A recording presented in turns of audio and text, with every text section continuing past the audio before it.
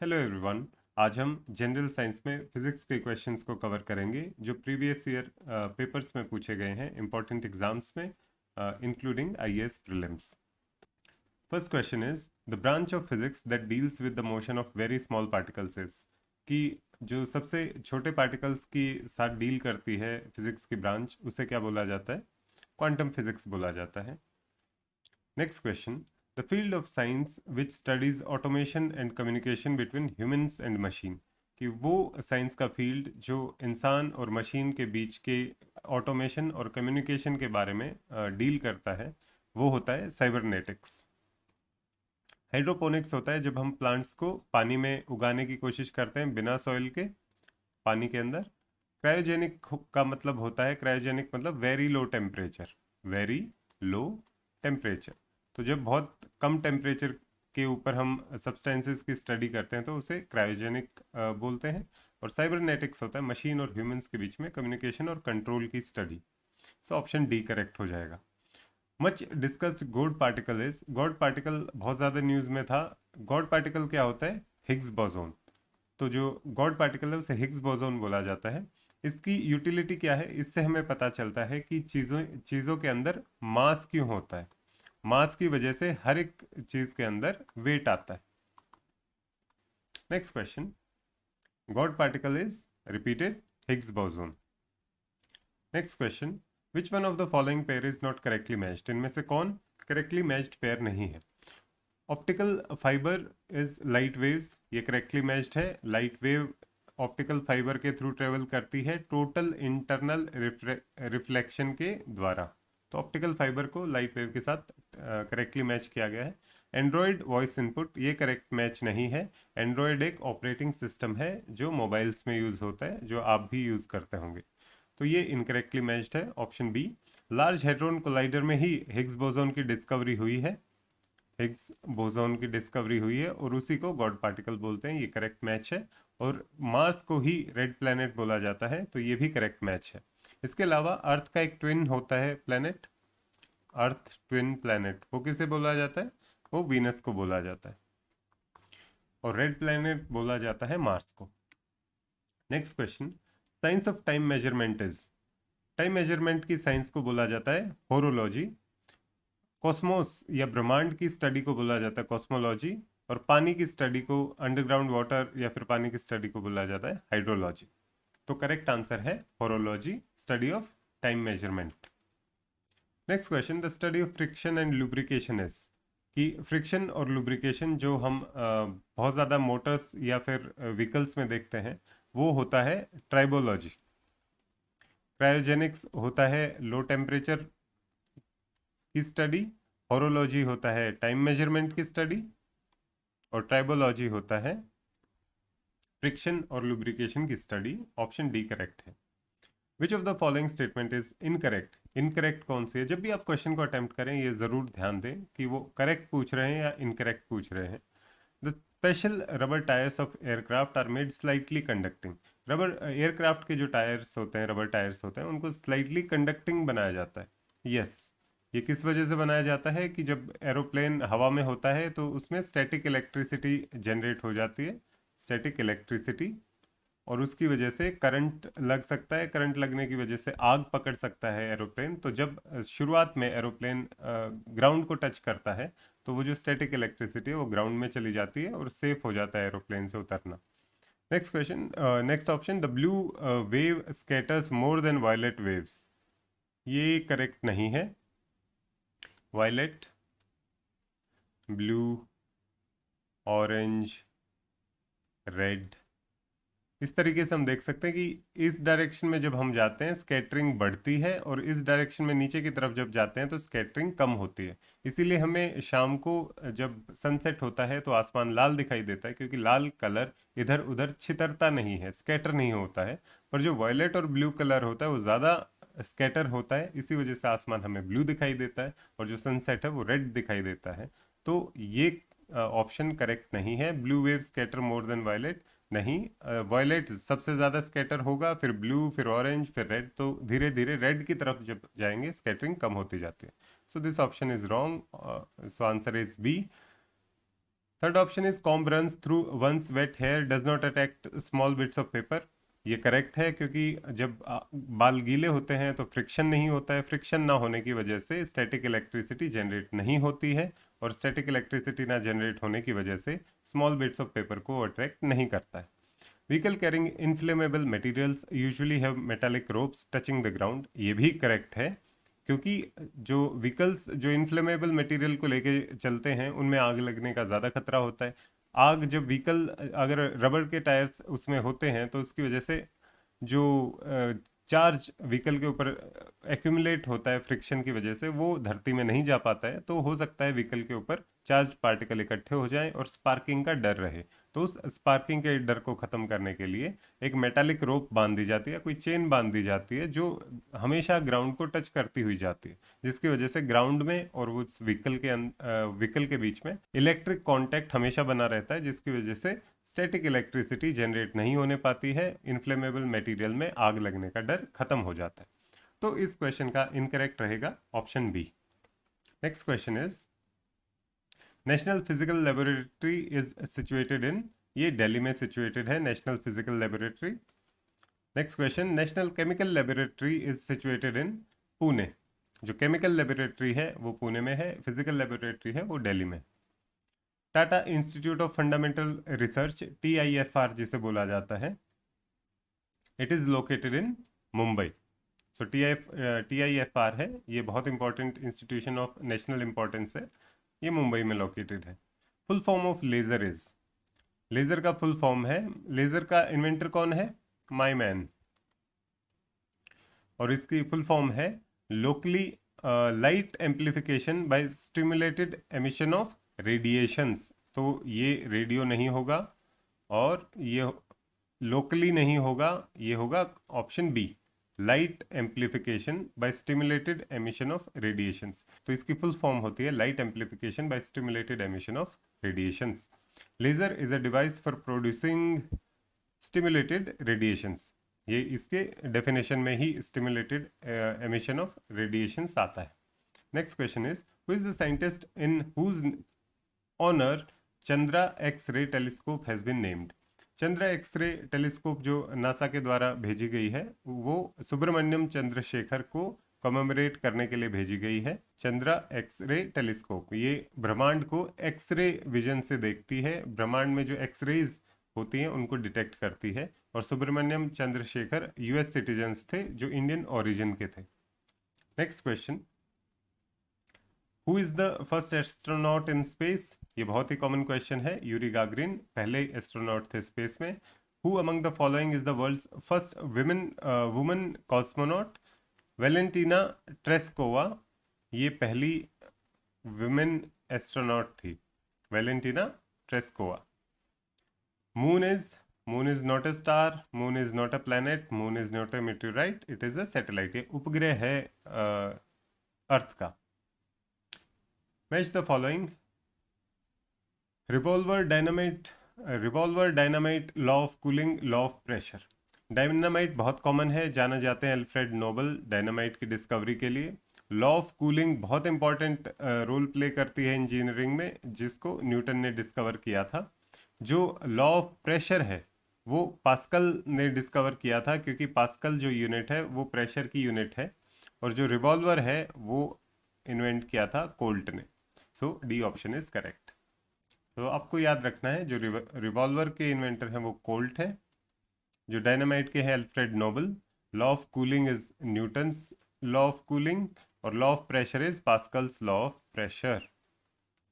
Next question is Which of the following pair is used to form the terminals of normal torch cell। कि आपने अगर torch में जो cell डालते हैं उनको अगर तोड़ा हो तो उसके अंदर से आप देखेंगे कि इस तरीके से सेल दिखाई देता है। जब इसे तोड़ेंगे तो एक डार्क कलर की रॉड निकल के आती है, वो कार्बन की बनी होती है, और जो इसके ऊपर की कवरिंग होती है वो जिंक की बनी होती है। तो जो दो टर्मिनल्स बनते हैं वो जिंक और कार्बन बनते हैं। ऑप्शन ए करेक्ट है। GIF स्टैंड्स फॉर, जो JPEG या फिर PDF, ये जो सारे फाइल फॉर्मेट्स हैं इसमें GIF होता है, ग्राफिकल इंटरचेंज फॉर्मेट।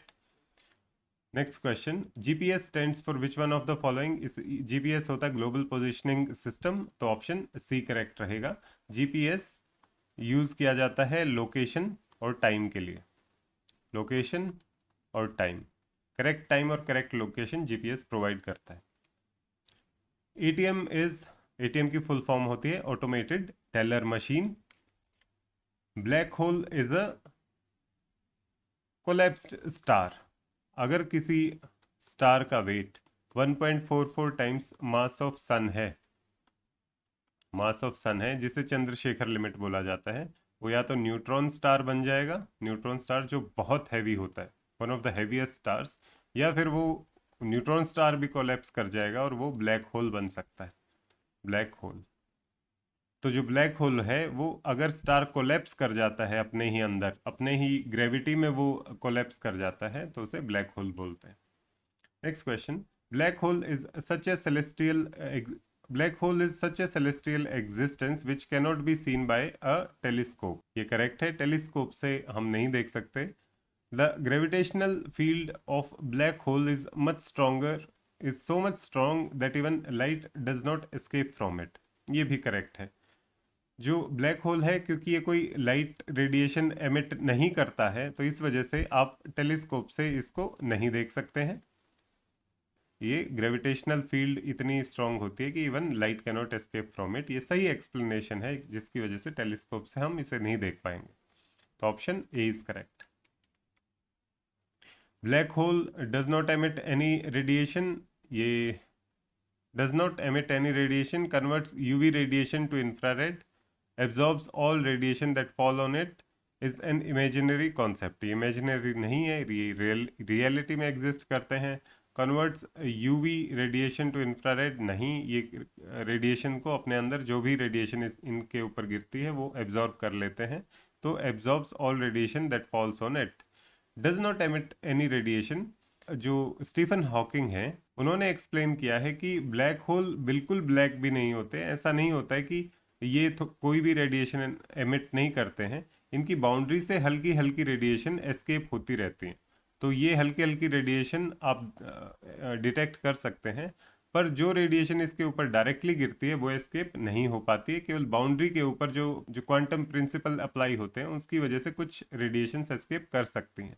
तो ये कुछ रेडिएशंस को तो एमिट करता है, बट जो रेडिएशन इसके ऊपर गिरती है उसको ये आप ग्रेविटेशनल पुल की वजह से अपने अंदर खींच लेता है। ऑप्शन सी करेक्ट रहेगा। Next question is, the tail of a comet always points away from the sun.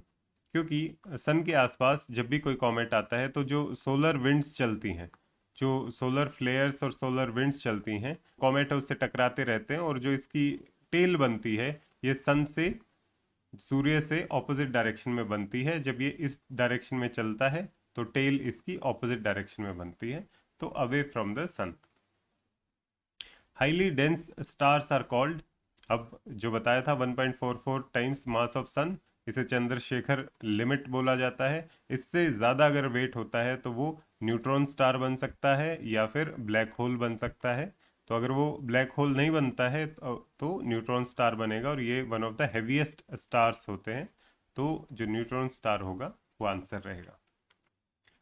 Next question, which technology of 21st century can do wonders in device miniaturisation. कि छोटी डिवाइसेस को छोटा करने में कौन सी technology help कर सकती है। इसमें है हाइड्रोपोनिक्स, तो प्लांट्स को पानी में उगाने की टेक्निक होती है। एटॉमिक लेज़र भी इंपॉर्टेंट है, पर ये नैनो टेक्नोलॉजी ज़्यादा करेक्ट आंसर है, क्योंकि नैनो टेक्नोलॉजी होता है 1 नैनोमीटर से 100 नैनोमीटर के बीच के मशीनें बनाना, प्रोडक्ट्स बनाना, मॉलिक्यूल्स बनाना, ये सब नैनो टेक्नोलॉजी में आता है, और इसकी वजह से डिवाइस मिनिएचराइजेशन का स्कोप ज़्यादा होता है। तो नैनो टेक्नोलॉजी डिवाइस मिनिएचराइजेशन में हेल्प करती है। Particle having at least one dimension less than 10⁻⁻7 metre is known as. 10⁻⁻7 metre से नीचे जो नैनो टेक्नोलॉजी होता है वो होता है 1 नैनोमीटर से 100 नैनोमीटर तक। इसका मतलब 10⁻⁻9 मीटर से 10⁻7 मीटर तक। तो अगर 10⁻⁻7 मीटर से कोई छोटा है तो मतलब वो नैनो टेक्नोलॉजी का पार्ट बनता है, तो उसे नैनो पार्टिकल बोला जाता है। सी ऑप्शन करेक्ट रहेगा। The size of nano particle ranges between 1 nanometre to 100 nanometre. Next question is nano plug refers to. Nano plug, nano plug एक स्मॉल हियरिंग एड है। Next question, which of the following statement is correct. Nano ear, अब nano plug हमने देखा कान में सुनने वाली machine है। Nano year होता है कि जो बहुत छोटे साइज पर, माइक्रो स्केल पर, माइक्रो स्केल पर जहां माइक्रोस्कोप हम यूज करते हैं देखने के लिए, वहां पर माइक्रोस्कोप वाले स्केल पर सुनने के लिए हम नैनो ईयर का यूज कर सकते हैं। नैनो ईयर कि माइक्रोस्कोपिक स्केल पे क्या आवाजें सुनाई देती हैं वो नैनो ईयर कैप्चर कर सकता है। तो इसका करेक्ट आंसर है B, nano ear can detect a sound level as low as -60 decibels. -60 decibels, तो इसे बोलते हैं नैनो ईयर। और ये साउंड्स इतनी लो होती हैं कि ह्यूमन ईयर इसको सुन नहीं सकता। Next question, who among the following gave the term nano technology and when. Nano technology की टर्म दी गई थी नोरियो टानीगुची के द्वारा। नोरियो टानीगुची के द्वारा 1974 में उन्होंने एक पेपर लिखा था नैनो टेक्नोलॉजी के ऊपर, और उन्होंने इसकी इंपॉर्टेंस को दर्शाया था। तो वहां से नैनो टेक्नोलॉजी का उदय होता है, उनकी टर्मिनोलॉजी का, 1974 में Norio Taniguchi. The most important property of nano materials is. Nano material की दो तीन इंपॉर्टेंट प्रॉपर्टीज होती हैं। एक तो होता है मोबिलिटी, कि इजीली सेटल नहीं होते हैं क्योंकि ग्रेविटी इन पे बहुत कम काम कर पाती है, क्योंकि इनका साइज बहुत छोटा होता है। तो ग्रेविटी का इफेक्ट इन पे कम रहता है, तो इस वजह से मोबाइल रहते हैं, ये इतने जल्दी सेटल नहीं होते हैं अगर एनवायरनमेंट में होते हैं या बॉडी के अंदर होते हैं तो। दूसरा होता है कि सरफेस एरिया इनका बहुत ज़्यादा होता है। सरफेस एरिया एक्सट्रीमली हाई होता है, क्योंकि इतने छोटे साइज के पार्टिकल्स होते हैं, तो जब पार्टिकल का साइज छोटा हो जाएगा तो सेम अमाउंट में उनका सरफेस एरिया ज़्यादा आएगा। और तीसरा सबसे इंपॉर्टेंट प्रॉपर्टी होती है इनकी कि ये क्वांटम इफेक्ट्स को भी शो करते हैं। ये इतने छोटे होते जाते हैं कि जो इनके एटम्स, जो इनके इलेक्ट्रॉन्स, जो इनके स्ट्रक्चर्स हैं, वो क्वांटम इफेक्ट्स को शो करना शुरू कर देते हैं। तो नैनो मटेरियल्स की ये तीन सबसे इंपॉर्टेंट प्रॉपर्टीज हैं। इनमें से कोई मेंशन नहीं है, तो फ्रिक्शन है वो सबसे क्लोजली रिलेट करती है, क्योंकि जितना ज़्यादा सरफेस एरिया होगा उतना ज़्यादा फ्रिक्शन होगा, तो फ्रिक्शन इसका करेक्ट आंसर है। और ये बाकी तीन इंपॉर्टेंट प्रॉपर्टीज हैं नैनो मटेरियल्स की। Next question, arrange the following products examples of nanotechnology in ascending order of 4 generations of nanotechnology। ये बोल रहे हैं कि इन चारों को अरेंज करना है असेंडिंग ऑर्डर ऑफ कॉम्प्लेक्सिटी भी मान सकते हैं। हर नेक्स्ट जनरेशन पहले वाली जनरेशन से ज़्यादा कॉम्प्लेक्स होती है। एरोसोल तो नेचुरली भी एग्जिस्ट करते हैं। जब आग जलती है तो छोटे छोटे नैनो पार्टिकल्स भी निकलते हैं। तो सबसे पहली जो स्टेज होनी चाहिए वो होनी चाहिए एरोसोल्स। इस तरीके के एरोसोल्स को अगर हम इस्तेमाल करते हैं ड्रग्स की डिलीवरी के लिए, तो सेकंड लेवल पे आ जाता है टारगेटेड ड्रग्स, कि आप उन इन प्रॉपर्टीज को, एरोसोल या इन छोटे साइज की प्रॉपर्टी को इस्तेमाल कर सकते हैं, और वो बॉडी में कहाँ पे एब्जॉर्ब किए जाएंगे, तो आप टारगेटेड ड्रग डिलीवरी कर सकते हैं। थर्ड है 3D नेटवर्किंग। और फोर्थ जो सबसे डिफिकल्ट जो नैनो टेक्नोलॉजी की एप्लीकेशन है वो ये है कि नैनो टेक्नोलॉजी का इस्तेमाल करके हम मॉलिक्यूल्स को मैन्युफैक्चर कर सकते हैं। अभी तो हम केमिकल रिएक्शन से उनको मैन्युफैक्चर करते हैं, पर नैनो टेक्नोलॉजी अगर और ज़्यादा भी डेवलप हो जाएगी तो हम एटॉमिक लेवल पे चीज़ों को जोड़ सकते हैं एक दूसरे के द्वारा। तो मॉलिक्यूल्स को हम बना सकते हैं without chemical reaction, direct atoms को यूज करके, डायरेक्ट मॉलिक्यूल्स को यूज करके हम मॉलिक्यूलर मैन्युफैक्चरिंग कर सकते हैं। तो ये सबसे टेक्निकल, सबसे कॉम्प्लेक्स इसकी एप्लीकेशन है, मॉलिक्यूलर मैन्युफैक्चरिंग, कि हम मॉलिक्यूल्स की मैन्युफैक्चरिंग करना शुरू कर दें नैनो टेक्नोलॉजी का यूज करके। तो ये 1, 2, 3 एंड 4 स्टेजेस हैं नैनो टेक्नोलॉजी की। तो ये करेक्ट आंसर होना चाहिए ADBC। ADBC, so D is the correct answer. Nano humming bird क्या है? अब क्योंकि नैनो बहुत छोटा स्केल है और हमिंग बर्ड होता है एक, उसकी जो शेप है वो हमिंग बर्ड जैसी है। ये एक pocket sized unmanned spy plane है जो यूएसए ने बनाया है, जो डिटेक्शन जिसकी डिफिकल्ट होगी और जो छोटा साइज होने की वजह से बहुत सारे इंपॉर्टेंट स्पाई ऑपरेशंस कर सकता है। तो अनमैन्ड स्पाई प्लेन है यूएसए का, जिसे नैनो हमिंग बर्ड नाम दिया गया है। असर्शन है lightning a candle in space does not produce a flame.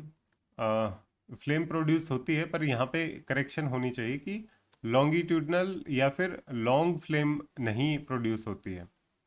A flame a long flame, यहाँ पे होना चाहिए लॉन्ग, क्वेश्चन को करेक्शन इसमें होना चाहिए। Lightning a candle in space does not produce a long flame, जो हम फ्लेम देखते हैं वो लंबाई में, वो प्रोड्यूस नहीं होगी स्पेस में अगर हम आग जलाएंगे, क्योंकि स्पेस में जब आग जलाते हैं हम, अगर कैंडल को जलाएंगे तो गोल स्फेरिकल शेप की फ्लेम बनेगी, लॉन्गिट्यूडनल या फिर लंबाई वाली फ्लेम वहां पर नहीं बनेगी। रीजन क्या है? A long flame exist due to pull of gravity. ये भी करेक्ट है कि ये जो शेप आती है, ये जो लंबाई वाली शेप आती है, वो किस वजह से आती है? जब कोई मोमबत्ती जल रही होती है तो यहाँ पर जो हवा के पार्टिकल्स हैं, जो ऑक्सीजन है जो जल गई है, वो गर्म हो जाती है और वो ऊपर की तरफ जाती है। साइड में जो ठंडी हवा है, जो ऑक्सीजन है, वो इसकी खाली हुई जगह को भरने के लिए आती है, और इस तरीके से जो हवा का फ्लो है वो इस तरीके का कुछ बनता है। तो इस वजह से इस हवा के फ्लो और इस फ्यूल की सप्लाई की वजह से जो मोमबत्ती की जो फ्लेम है वो लंबी दिखाई देती है, पर क्योंकि स्पेस में ऊपर जाने वाला कोई कंसेप्ट नहीं होता, तो वो सारी की सारी हवा इसी के आसपास इकट्ठी होती रहती है, और इस वजह से जो फ्लेम है वो गोल शेप की बनती है। तो इसका आंसर होगा ए। ये लंबी फ्लेम प्रोड्यूस नहीं करते हैं, और ये जो लंबी फ्लेम प्रोड्यूस होती है वो ग्रेविटी की वजह से होती है। Next question, in state of weightlessness the size of candle's flame will be, ये हम डिस्कस कर चुके हैं, spherical. India has refuse to sign the treaty NPT of nuclear weapon because, इसका कारण इंडिया ने दिया है कि ये डिस्क्रिमिनेटरी है। कंसिडर द फॉलोइंग कंट्रीज, इनमें से कौन कौन न्यूक्लियर वेपन स्टेट्स रिकॉग्नाइज किए गए हैं एनपीटी के अंदर? एनपीटी के अंदर चाइना और फ्रांस, ये दोनों रिकॉग्नाइज्ड हैं। इंडिया, पाकिस्तान और इजराइल, हालांकि इनके पास न्यूक्लियर वेपन्स हैं, इनको रिकॉग्नाइज नहीं किया गया है एज न्यूक्लियर वेपन स्टेट्स। तो इसका आंसर होना चाहिए 1 और 2 ओनली। चाइना और France, US, Russia, China, France और यूके, इन सबको न्यूक्लियर वेपन स्टेट एनपीटी में माना गया है। इंडिया, इजराइल, पाकिस्तान, इनके पास न्यूक्लियर वेपन्स है, पर इन्हें न्यूक्लियर वेपन स्टेट नहीं माना गया। Which among the following countries not a member of nuclear suppliers group? Nuclear suppliers group क्या है? ग्रुप ऑफ 48 कंट्रीज हैं जो न्यूक्लियर टेक्नोलॉजी, मटेरियल या फिर कंपोनेंट्स प्रोवाइड करती हैं। तो इनका जो 48 कंट्रीज का ग्रुप है, इनमें से कौन मेंबर नहीं है? तो जो ईरान है, ईरान न्यूक्लियर सप्लायर ग्रुप का एनएसजी का मेंबर नहीं है। इंडिया भी एनएसजी का मेंबर नहीं है। इंडिया एनएसजी की मेंबरशिप के लिए अप्लाई किया है इंडिया ने। Which country was the first Which country was the first after the ban on India was lifted by NSG to sign an agreement that would allow supply of civil nuclear technology? कि NSG ने, जब हमने smiling Buddha atomic bomb test किया था, उसके बाद से NSG ने हमारे ऊपर बैन लगा दिया था कि हम आपको nuclear technology, nuclear material, nuclear fuel supply नहीं करेंगे। पर उसके बाद इंडिया ने डिप्लोमेटिक एफर्ट्स किए और ये बैन इंडिया से हटा दिया गया था। तो फ्रांस पहली कंट्री थी जिसने इंडिया के साथ सिविल न्यूक्लियर टेक्नोलॉजी की डील की थी, जिसमें फ्रांस ने इंडिया में जो सिविल न्यूक्लियर पावर प्लांट है वो भी इस्टेब्लिश किया था। तो फ्रांस पहली कंट्री थी जो बैन हटने के बाद इंडिया के साथ कोलैबोरेट किया था उसने सिविल न्यूक्लियर टेक्नोलॉजी में। Next question is, which one of the following organisation is not related to science and technology? इनमें से कौन से ऑर्गेनाइजेशन है जो साइंस एंड टेक्नोलॉजी से रिलेटेड नहीं है? डीएसटी तो directly department of science and technology है गवर्नमेंट ऑफ इंडिया का। सीएसआईआर इंस्टीट्यूट भी साइंस एंड टेक्नोलॉजी से डील करते हैं। डिपार्टमेंट ऑफ एटॉमिक एनर्जी भी साइंस एंड टेक्नोलॉजी से डील करता है। Indian council of social science research, ये साइंटिफिक नहीं है, ये सोशल साइंस से डील करता है। तो ऑप्शन सी करेक्ट हो जाएगा। तो ये करेक्ट करता है हमारा 50 questions on general science about physics. Next video में हम जो बाकी बचे हुए क्वेश्चंस हैं उनको कवर करेंगे। अगर आपको ये सीरीज पसंद आ रही है तो आप सब्सक्राइब कर सकते हैं चैनल को, और हमारे टेलीग्राम ग्रुप से भी जुड़ सकते हैं, जिसका डिस्क्रिप्शन में आपको लिंक मिल जाएगा। पीडीएफ भी हम टेलीग्राम लिंक पे ही शेयर करते हैं। Take care.